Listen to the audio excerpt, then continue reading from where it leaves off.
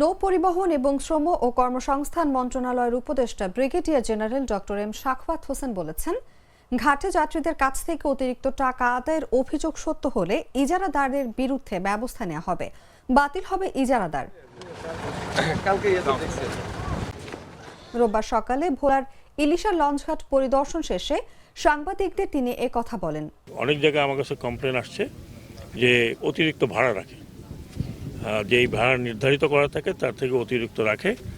আমাদের অত জনবল নাই যে প্রত্যেকটা জায়গায় চেক করা।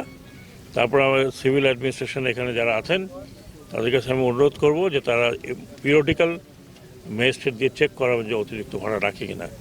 উপদেষ্টা শাখওয়াত হোসেন আরও বলেন, আমরা যতই সেতু তৈরি করি না কেন, নৌ পরিবহনের গুরুত্ব অনেক বেশি।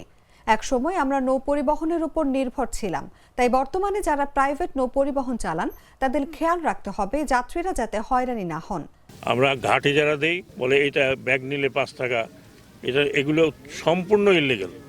এবং এইরকম যদি কোনো কমপ্লেন আসে, সেই কমপ্লেন যদি সত্যি পাওয়া যায় তাহলে সেই ইজারাদারের ইজারা আমরা ক্যান্সেল করে দেব।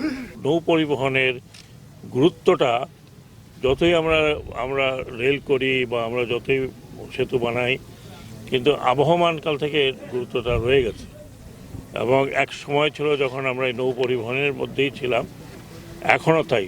যারা প্রাইভেট চালান তাদেরকে অনুরোধ করব তারা যাতে এই পথগুলোকে ভালোভাবে ব্যবহার করেন, মানুষের হয়রানি যেন না হয়।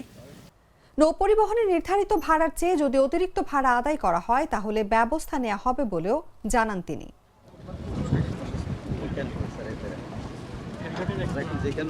আমি নিয়ে যাবো সাথে করে।